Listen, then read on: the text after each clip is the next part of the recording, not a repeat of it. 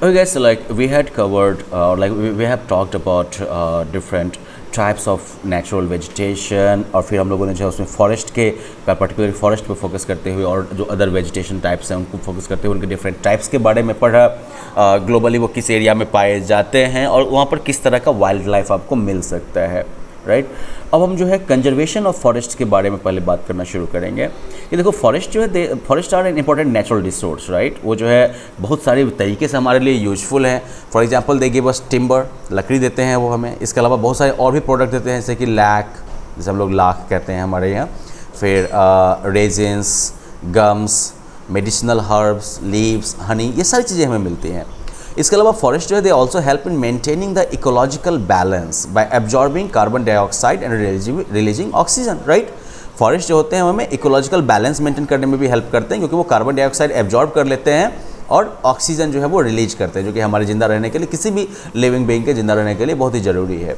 इसके अलावा जो है फॉरेस्ट जो है वो रेनफॉल में भी जो है कंट्रीब्यूट करते हैं। They cause rainfall in fact, and they are also they also you can say protect you against floods and soil or erosion, okay। वो जो है आपको बाढ़ से और सॉइल इरोजन से भी आपको बचाते हैं। They also provide natural habitat for various species of wild life, right. वो जो है डिफरेंट जो स्पीसीज़ हैं वन्य जीवन के, वाइल्ड लाइफ के, उसके लिए वो नेचुरल हैबिटेट भी प्रोवाइड करते हैं। अब होता क्या है कि पॉपुलेशन इंक्रीज के साथ, ओके, और इसकी जो डिमांड है, ज़मीन की डिमांड, इसकी वजह से क्या हो रहा है कि फॉरेस्ट कवर का जो है पूरी दुनिया में डिप्लीशन हो रहा है, इसका जो है ह्रास हो रहा है। अब ज़्यादा लोग हो गए, रहने के लिए ज़्यादा जगह चाहिए, खेती करने के लिए ज़्यादा ज़मीन चाहिए, इस सब के लिए क्या करोगे, जंगल काट काट के आप जो है ख़त्म कर दोगे घर बनाने के लिए या फिर खेत बनाने के लिए। तो यही चीज़ होता है कि forest areas are clear to make way for farms, industries and towns, right. जंगल के एरिया को ख़त्म करके आप जो है वहाँ पर खेत बना रहे हैं, फैक्ट्रीज़ लगा रहे हैं, शहर बसा रहे हैं। तो लार्ज स्केल पर जब पेड़ काटा जाता है, large scale cutting down of trees, it is called deforestation. और ऑल्दो फॉरेस्ट जो है वो रिन्यूएबल रिसोर्सेज हैं, they take a long time to regenerate themselves. वो जो है लंबा टाइम लेते हैं अपने आप को रीजेनरेट करने में, and therefore they need to be conserved. और इसलिए जो है उनको कंजर्व करने की ज़रूरत है, सुरक्षित करने की ज़रूरत है। और इसके लिए एक और चीज़ की ज़रूरत है कि इम्पोर्टेंस ऑफ फॉरेस्ट जो है, फॉरेस्ट की का जो महत्व है, इसके बारे में अवेयरनेस, जागरूकता जो है वो फैलाने की ज़रूरत है सभी कम्युनिटीज़ के लोगों के बीच में। तभी तो सब मिलके जो है फॉरेस्ट को बचाने की कोशिश करेंगे। अब फॉरेस्ट कंजर्वेशन के कुछ जो इंपॉर्टेंट मेजर्स हो सकते हैं वो ये यहाँ दिए हुए हैं। पहली बात, reckless deforestation should be checked. ये जो मतलब बिना सोचे समझे जो जंगल को ख़त्म करने का जो ये काम होता है, इसको रोकना है। फिर जो शिफ्टिंग कल्टीवेशन की जो प्रैक्टिस है ट्राइबल लोगों के बीच में, इसे रोकना है, क्योंकि फॉरेस्ट जो है वो कल्टीवेशन के लिए, खेती करने के लिए यहाँ पर ख़त्म कर दिए जाते हैं। फिर फॉरेस्ट फायर, जंगल में जो आग लग जाते हैं, इसकी वजह से जंगलों को काफ़ी ज़्यादा नुकसान होता है, तो इसे प्रिवेंट करना चाहिए, इसे रोकना चाहिए। बिना प्लानिंग के अनप्लान्ड या अनऑथराइज जो अर्बन ग्रोथ होता है, बिना प्लानिंग के या बिना जो है गवर्नमेंट परमिशन के जो शहरी क्षेत्रों में लोग जो है नए नए एरियाज बसाने लगते हैं, इसको रोकने की ज़रूरत है। साथ ही साथ forest areas should not be converted into farmlands. Forest areas को जो है खेती की ज़मीन में बदलने की ज़रूरत भी नहीं है। और सबसे जो इम्पोर्टेंट मेजर है वो ये है कि ज़्यादा पेड़ लगाइए आप। Large scale afforestation programme should be taken up by the government and other local agencies, okay. Large scale afforestation, जैसे डिफॉरेस्टेशन का मतलब हुआ ना जंगल को ख़त्म करना, तो एफॉरेस्टेशन का मतलब हो जाएगा जंगल लगाना।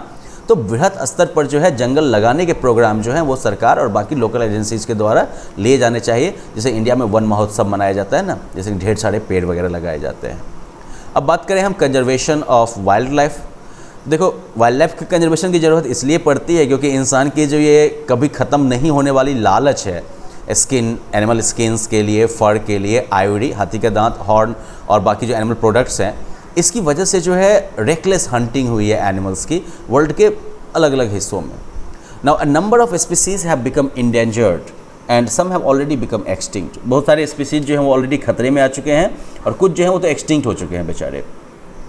फिर लार्ज स्केल जो डिफॉरेस्टेशन हुआ है, it has robbed the wild life of their natural habitat. इसने जो है वन्य जीवों से उनका जो नेचुरल हैबिटेट है, जो उनका प्राकृतिक आवास है, वो छीन लिया है।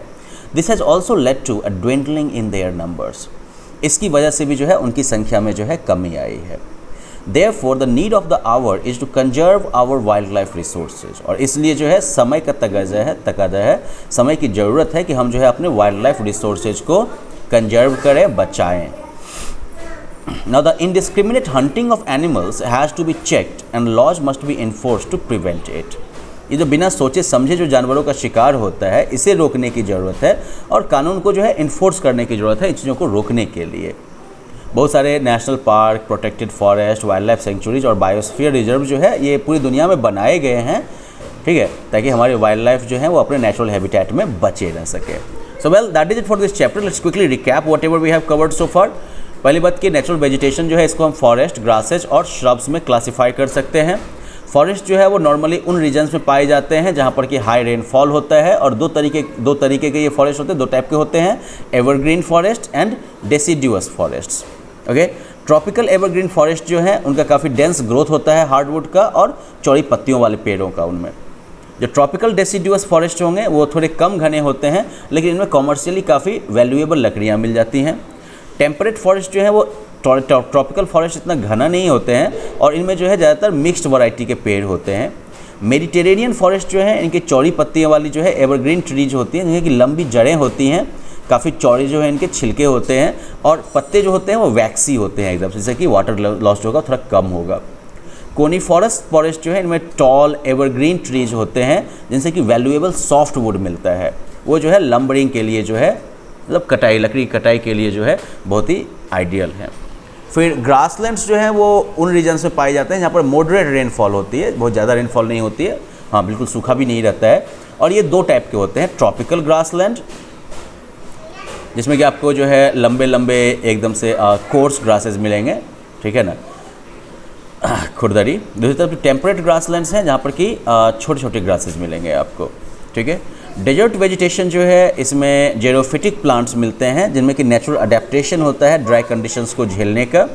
ओके, टुंड्रा रीजन जो है इसमें मोस्टली ये स्नो कवर्ड है और सिर्फ यहाँ पर आपको जो है मॉसेस और लाइकेंस वगैरह जो है वो मिलेंगे.